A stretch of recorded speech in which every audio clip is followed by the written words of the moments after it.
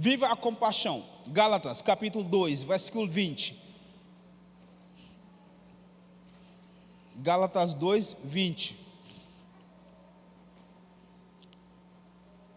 Apóstolo Paulo escreveu e ele deu esse versículo. Para mim, na minha caminhada de cristão, há 16 anos, é o segundo versículo que mais tocou a minha vida.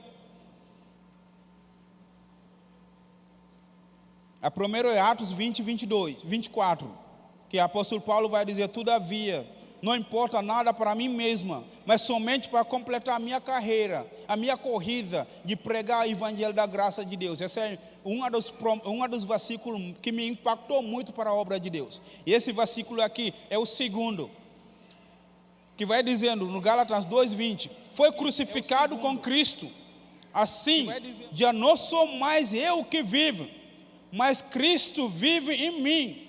A vida que eu vivo agora no corpo, vivo pela fé no Filho de Deus, que me amou, se entregou para mim. Amém. Podem sentar. Aqui, próximo slide, a gente vê 4 pontos que o apóstolo Paulo colocou. O primeiro ponto, foi crucificado com Cristo. O apóstolo Paulo entendeu na sua vida, na sua caminhada, que ele foi crucificado com Cristo. No dia que ele morreu nos pecados, ele morreu em Cristo Jesus. Será que nós entendemos no dia que nós encontramos Jesus, nós entendemos que nós foi morto com Cristo Jesus? Foi crucificado com Cristo Jesus naqueles momentos. Será que meus pecados que eu vivia, estou vivendo do mesmo jeito? Ou eu fui totalmente transformado em Cristo Jesus? Eu que vim da família muçulmana, não somente no islamismo, mas também eu vivi uma vida que foi totalmente ruim. Há 15 anos de idade eu tenho envolvimento com droga. Com 15 anos de idade eu era maconheiro. Com 15 anos de idade eu tinha envolvimento com um gangue, eu era líder de um gangue do meu interior. Com 15 anos de idade eu namorava 10 meninas. Então eu era a pior pessoa que existia naquele fase. Mas ao mesmo tempo de 15 anos, Deus teve misericórdia, enviou uma missionária, uma mulher solteira, baixinha, que saiu do Coreia para ser missionária no meu país. Era uma mulher corajosa, uma mulher que deixou o emprego de trabalhar no banco para pregar o evangelho lá no meu país. E eu tive o privilégio de sentar com essa mulher num dos momentos mais importantes no calendário cristão, que é o Natal. Meu país tinha 99% muçulmano naquele tempo. Hoje em dia, graças a Deus, é considerado de 90% a 92% muçulmano, porque o evangelho já cresceu esses últimos 10 anos no meu país. E quando eu fui para essa casa da missionária, ela estava fazendo um trabalho de Páscoa para as crianças, de Natal, desculpa.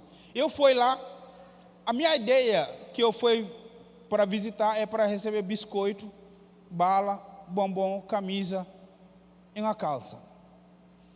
Eu fui lá e ela passou o filme de Jesus para a gente, mandinca, assistiu, até no final ela me dizendo: Ivo, Jesus te ama, morreu para você também.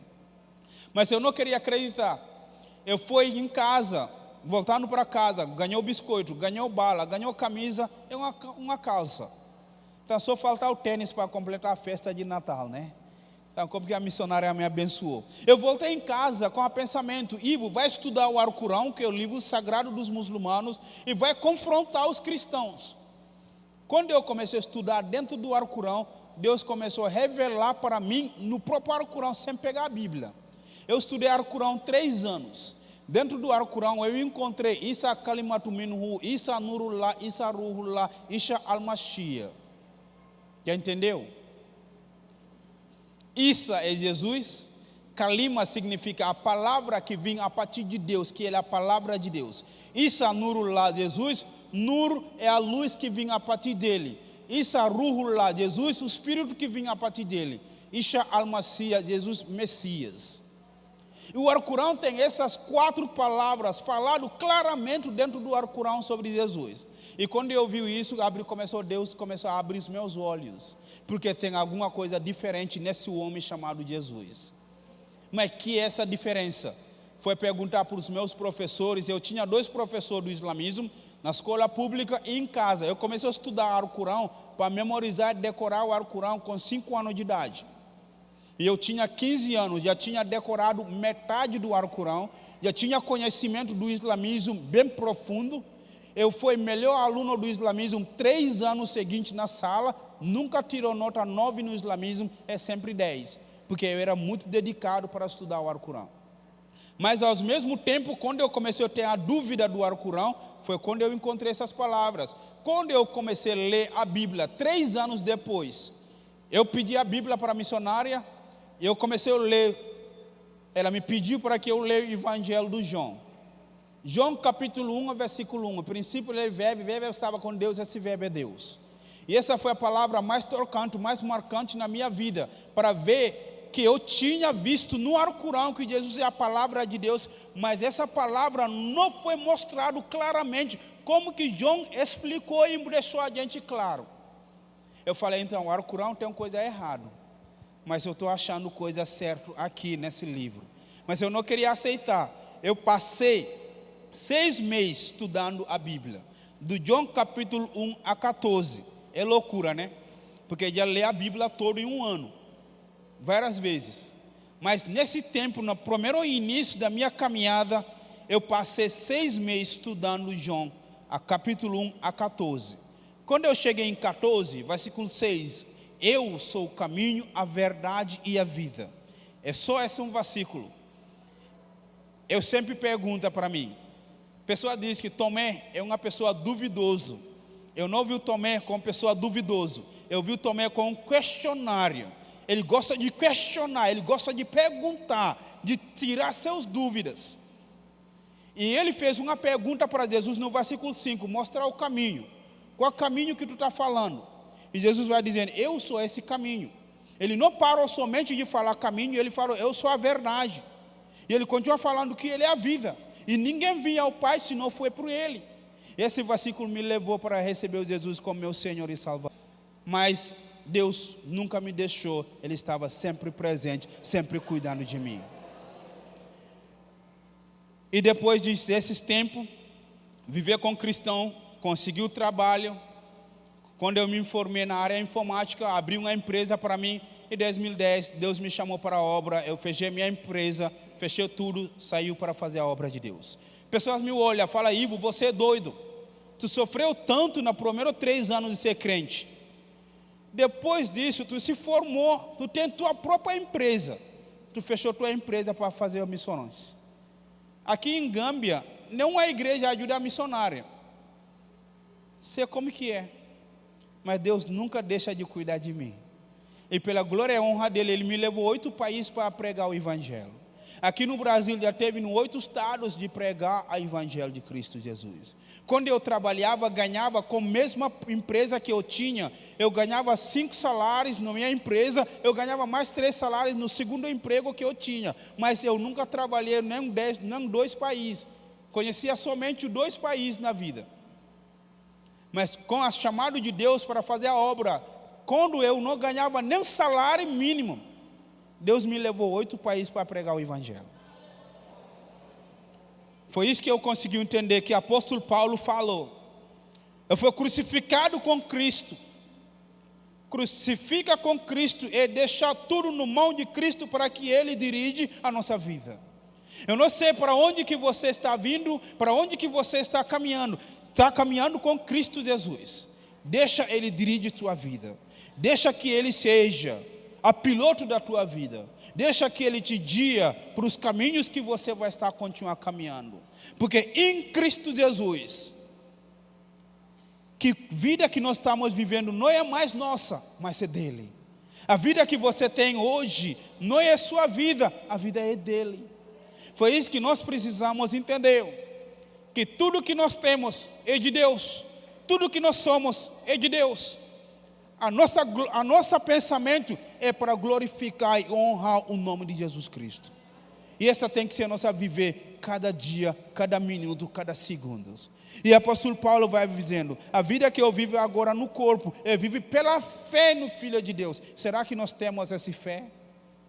Será que nós estamos vivendo essa fé no Filho de Deus? Será que nós estamos passando essas lutas, esses momentos difíceis, pela fé no Filho de Deus? Será que nesse tempo da pandemia, esses tempos de dificuldade, nossa fé continua crescendo?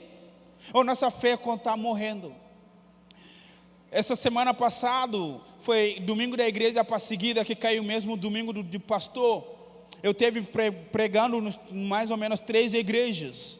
Eu disse para eles, eu não oro para que acabe a perseguição.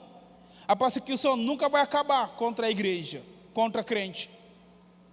Mas minha oração é que Deus dá fé para aqueles que estão sofrendo para teu nome, para que eles continuem vencendo. A foco esse ano foi em Nigéria, que 2 semanas atrás a igreja católica foi atacada, morreu 50 pessoas pelo grupo do Boko Haram. Há 3 semanas atrás, uma menina chamada Débora foi assassinada na escola por uma resposta que ele deu no grupo do WhatsApp. Débora, o que você faz para que tu estás sempre no primeiro lugar nas provas na sala? Ela respondeu apenas uma coisa simples: é Jesus que me ajuda. E os muçulmanos viram isso no grupo, levantaram contra a menina e mataram ele na escola. E a família foi expulsa naquela sociedade, naquela comunidade. Mas que a família diz: a gente pode sair daqui, mas ninguém pode tirar Jesus na nossa vida. E o problema do mundo hoje de perseguição vai continuar, porque Jesus mesmo falou que pessoas vão odiar a gente pelo nome dele. A gente vai ser odiado para o nome dele. Mas uma coisa que nós sabemos, que nossa fé em Cristo Jesus, Filho de Deus, essa que leva a gente para frente. E essa vai ser a nossa bandeira. Essa vai ser onde que nossa cabeça seja levantada. Porque nós estamos ligados no Filho de Deus, que é Jesus Cristo. Nossa fé está em Cristo Jesus. Nossa fé não está em um homem. Nossa fé não está nos governadores. Nossa fé não está nos presidentes. Mas nossa fé está em Cristo Jesus, que nos amou, se entregou por nós. Essa que o apóstolo Paulo falou, que ele que me ama se entregou para mim. Ele que nos ama se entregou por nós. Foi isso que nós precisamos olhar o mundo, com a paixão, com a compaixão. Foi isso que crente precisa viver, a compaixão.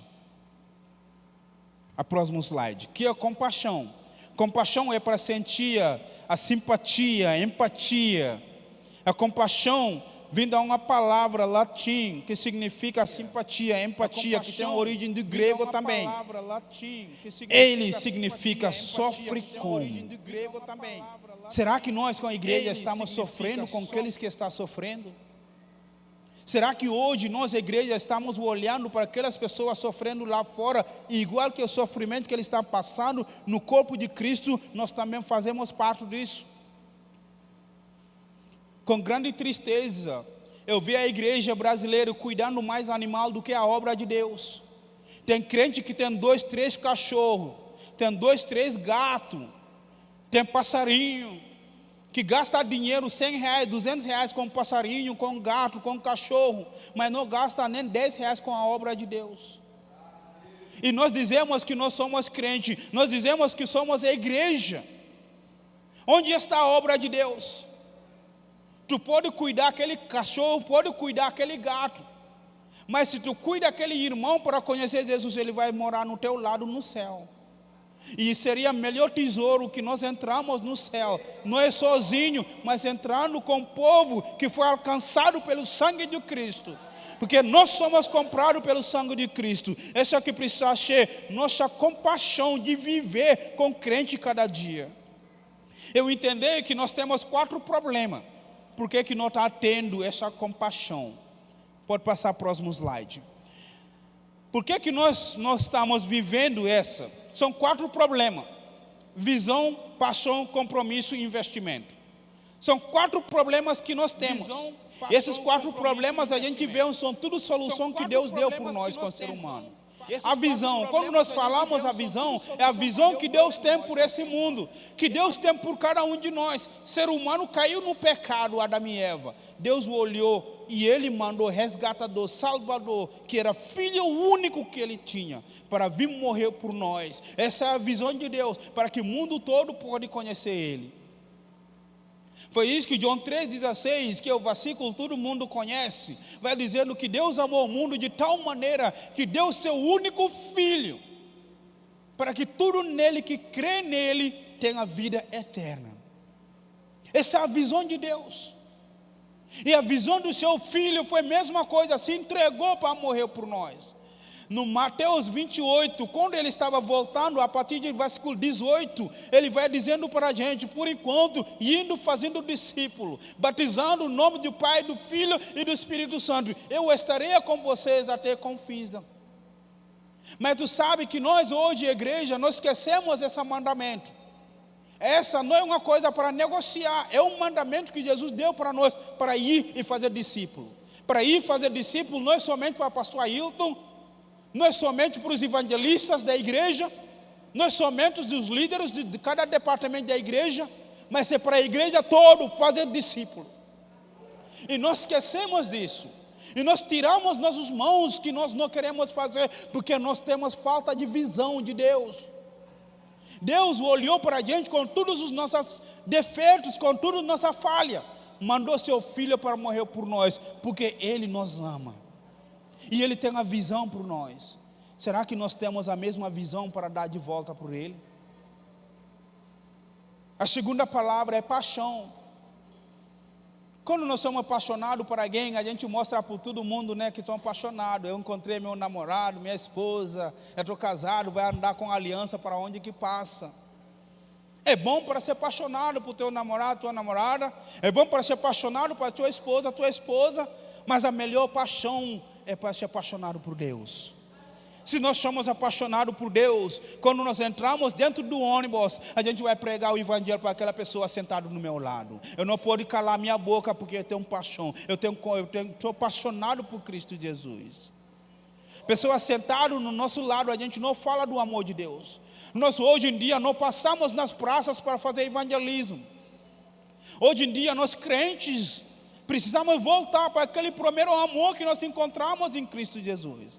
A igreja antes passava nas praças, a gente vai nas rodovias para falar do amor de Deus, mas hoje em dia não faz mais disso. Cadê nossa paixão? Os irmãos vinham para a igreja, ora, Deus me abençoa com um emprego, Deus, porque eu te amo. Deus vai te abençoar, te dar emprego. No dia que você ganhar emprego, tu não aparece mais no evangelismo, no trabalho da igreja. Oh, Deus me dá um carro, Deus, eu vou te servir. Deus te abençoa. No dia que você ganhar carro, falta pessoas para levar os material do evangelismo, caixa do som, outras coisas. Cadê o irmão que vai levar a caixa do som? Oh, pastor, não vai dar certo, porque hoje eu estou muito ocupado. Começar a ser ocupado e não faz. Cadê nossa paixão por Deus? E Deus tem paixão por nós. Foi isso que Ele não reservou seu filho, deixou Ele para morrer por nós. Compromisso com a obra missionária. Deus tem um compromisso conosco. Seu filho, quando foi enviado, veio viver nesse mundo. Chegar a hora de morrer, Ele foi orar. A Bíblia dizendo para a gente que Ele suou, o suor dele pareceu com sangue. E ele pediu a Deus: Pai, se fosse tua vontade, tira essa cálice de mim. O compromisso que Deus tem com sua obra, que é nós ser humano, é para deixar seu filho morrer por nós na cruz. Ele não guardou, ele não tirou o filho dele para não morrer, mas deixou ele seja levado como criminoso, seja levado como ladrão, foi crucificado para mim e para você. E esse é o compromisso que Deus tem por nós. E hoje o compromisso deixado por nós é para que nós fazemos essa obra, e nós não fazemos. Nós precisamos fazer essa obra com mais excelência que nós precisamos ter. Nós precisamos ser as primeiras pessoas que chegam na igreja, não chegam na igreja atrasado, para ouvir que Deus tem por nós, para que nós temos a comunicação com Deus. Mas crente chega atrasado. Mas sabe que é falta de interesse. Porque se hoje está marcado para encontrar com Bolsonaro e para apresentar teu projeto, para que o governo apoie teu projeto, tu não dorme aquela noite.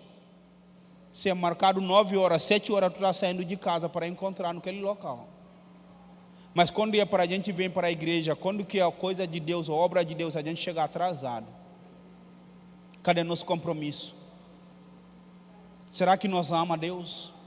Será que nós, como crente, temos o compromisso com a obra de Deus, com o que Deus tem por nós? A quarta, que é investimento, tem 2 formas de investimento: investimento da vida, investimento financeiro. Nós precisamos investir nossa vida para que outros possam encontrar Jesus através da nossa vida. Por isso que o apóstolo Paulo vai dizer: a vida que eu vivo agora não é meu, mas é de Deus, é em Cristo Jesus. Será que nós estamos vivendo essa vida de Cristo Jesus?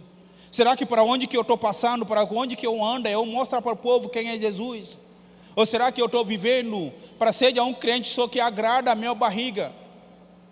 Para que eu precisa é que eu come só. Eu sempre disse para minha esposa, aqui no Brasil, pessoas comem 7 vezes, né?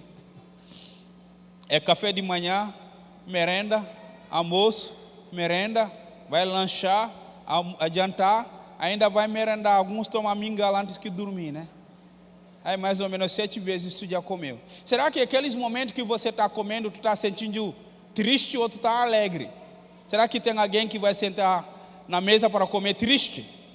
Não, a gente senta na mesa para comer com tanta alegria. Aí imagina, a tua esposa te chamou: irmão, bora almoçar. Falou: o que tu fez? Ele fala: é mocotó, é feijoada. A maranhense é alegre com isso. A buchada de bode, o sarabujo. A gente fica tão alegre para comer na mesa. Mas será que nós temos a mesma alegria de compartilhar, de mostrar Cristo através da nossa vida para os outros? Tem algumas pessoas, para os bairros, os lugares que eles moram, quando pessoas dizendo: tu sabe fulano, ele fala: misericórdia. Aquela pessoa já é crente mesmo. Nós não podemos viver desse jeito. A pessoa precisa ver o Cristo através da nossa vida. A tua vida vai ser investido. Eu não estou falando isso por nenhum mérito. Eu fui preso 3 vezes. Os 3 vezes que eu fui preso é uma coisa simples: entrega esse livro que você tem e tu passa. Eu nunca entreguei, porque se eu entrego a minha Bíblia, eu entendo que eu estou entregando Jesus, eu estou negando Jesus. Foi em Camarões, foi no Marrocos, foi no Dubai. Os 3 vezes fiquei preso, mas nunca tirou minha alegria de fazer a obra de Deus. E eu entendi: se minha fé está em Cristo Jesus, Filho de Deus, eu preciso dar meu melhor para que a obra dele avance, que é investimento da minha vida na obra de Deus, investimento da nossa vida na obra de Deus. Investimento financeiro. A obra missionária é muito caro. A obra missionária é uma das obras que precisa ser mais apoiado, mas a obra missionária é uma das obras que são menos apoiado. Esses últimos anos, no tempo da pandemia, muitos missionários brasileiros voltaram para casa, porque não tem mais recursos, não tem mais sustento, e eles ficaram tão tristes de voltar. 2 semanas atrás, conversando com uma missionária que está 10 anos lá no meu país, mandou mensagem com muita tristeza. Para mim e minha esposa, nós choramos quando recebemos mensagem dela, porque ela dizendo: minha igreja falou que não tem mais condição para me sustentar aqui, eles cortaram meu sustento, já estou com 4 meses sem receber o sustento da igreja. A gente chora. É vindo a pessoa que entregou sua vida para pregar o evangelho entre o povo muçulmano, sendo atacado muitas vezes, e a igreja corta o sustento. E às vezes a nós mesmos, com os irmãos, que nós fazemos a mesma coisa, porque a maioria dos cristãos dentro da igreja não conhece nenhum missionário que eles apoiam, não dá nenhuma oferta missionária dentro da igreja, e nós te diz crente. Tem pessoas, quando fica apertado, eles não cortam a Netflix, não cortam a internet, mas a primeira coisa para cortar é o sustento missionário. E os missionários sofrendo de pregar o evangelho e não tem apoio. Nós precisamos investir na obra de Deus. Nós não precisamos ser cuidadores de cachorro, esquecendo da obra de Deus para não seja cuidado por nós. Nós não precisamos ser cuidador dos animais, esquecendo da obra de Deus. Nós não precisamos ser cuidador dos nossos barrigas só, esquecendo da obra de Deus. Eu disse que tem 8 maneiras de fazer missões. Pode botar lá, por favor. É 8 maneiras de fazer missões. Normalmente a igreja coloca 3, indo, orando, contribuindo. A missionária que faz a ida, ele está fazendo esses 3. Eu, como missionário, já estou mais ou menos há 12 anos que eu vou fazer em outubro como missionário. Eu já fiz a ida, estou orando todo dia. Dentro da minha casa tem um quarto de oração, que eu orava para a obra missionária. Que tem um país que eu adoto todo ano para orar para aquele país. Esse ano eu estou orando para a Arábia Saudita. A minha filha tem um país que ela está orando de 2 anos. Minha filha de 4 anos tem um país que ela está orando. E a gente intensiva, a gente encoraja elas para que elas possam orar para aquele país. A minha esposa tem um país dela que ela está orando para esse ano. Porque a gente queria ver a obra de Deus avançando naqueles lugares. A gente queria ver pessoas sendo salvas naqueles lugares. E a missionária que está no campo, ele ora também. E ele sustenta com o mesmo recurso que ele recebe, ele sustenta outros.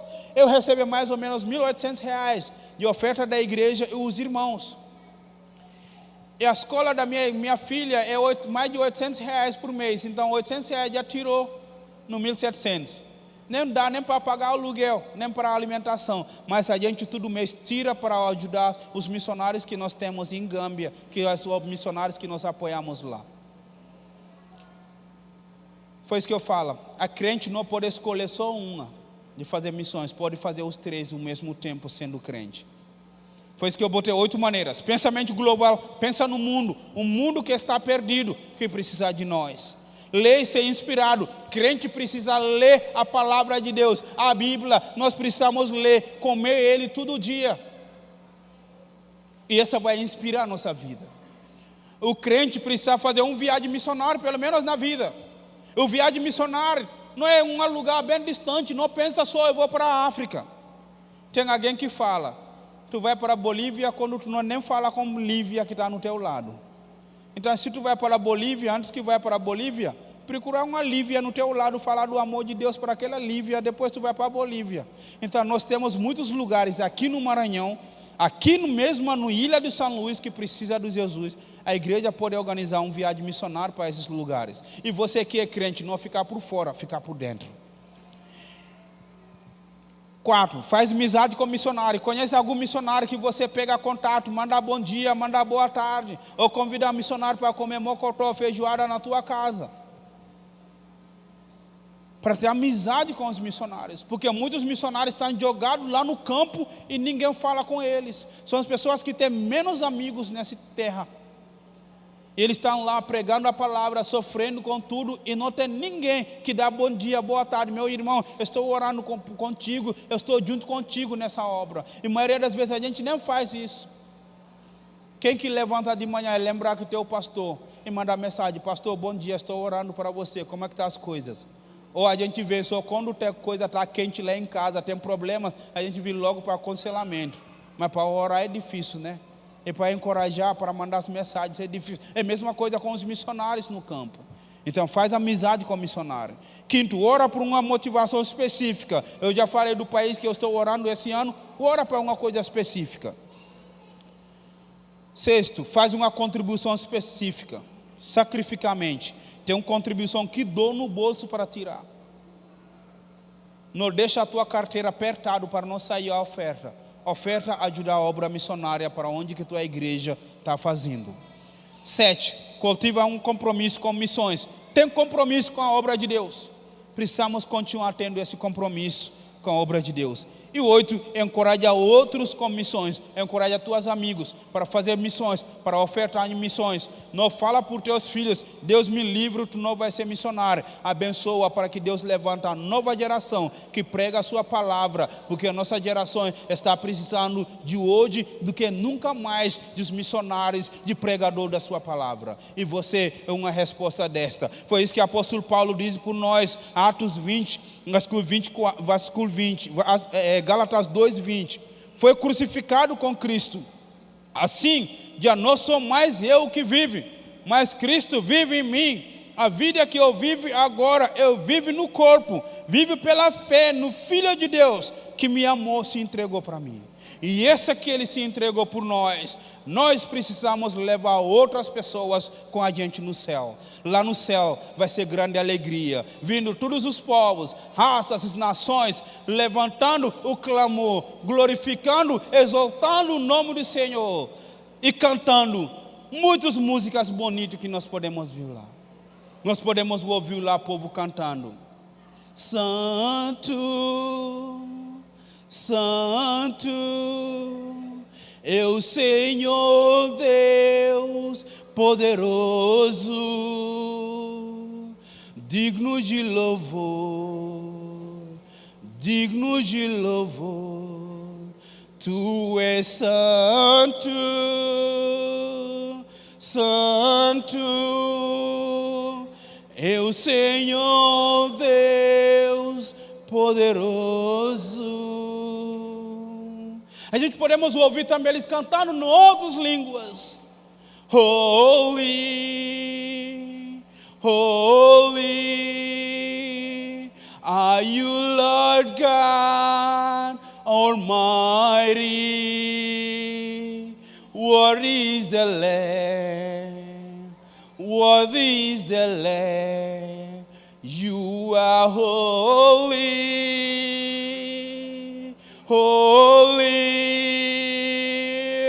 Are you Lord God Almighty? What is the Lamb? What is the Lamb? Amém. Vamos ficar em fé, vamos cantar, vamos orar para encerrar. Senhor Deus, obrigado. Obrigado pela sua igreja. Obrigado, Senhor, por teu povo que tu trouxe essa noite, Senhor. Obrigado pela sua palavra. Nós te pedimos perdão, Senhor, com a igreja, com a falha que nós temos para não apoiar a tua obra. Nós pedimos perdão que nós com a igreja, cuidando mais animais, mais outras coisas do que a sua própria obra. Eu te peço a Deus para tu perdoa nossas igrejas e abre nossos olhos para que nós podemos olhar para o campo que está branco, para que nós podemos olhar o mundo, Senhor. Que nós precisamos ter a visão de Deus, dá uma nova visão para nós, dá uma nova paixão para que nós sejamos apaixonados pela sua obra. Oh Senhor, nos ajuda, Senhor, para que nós podemos ter compromisso com tua obra. Oh Senhor, nos ajuda, Senhor, que nós podemos ter investimento da vida, investimento financeiro, Senhor. Eu te peço, Senhor, que nós com a igreja não seremos a mesma, Senhor, mas seremos, Senhor, os braços dos missionários, os joelhos dos missionários em oração. Nós sejamos amigos daqueles missionários que tu enviou, Senhor. Eu te peço, Senhor, tu levanta a nova geração, novos missionários nessa igreja, Senhor. Que nós vivemos, Senhor, para glorificar teu nome. Somos coração grato a ti, Senhor, para tudo que tu fez por nós essa noite. Muito obrigado, Senhor Jesus. Obrigado, Deus. Seja a nossa força. Olha a nossa fé. Dá para que nós vencemos essas lutas. Em nome de Jesus. Amém e amém, amém. Muito obrigado, gente. Deus te abençoe grandemente.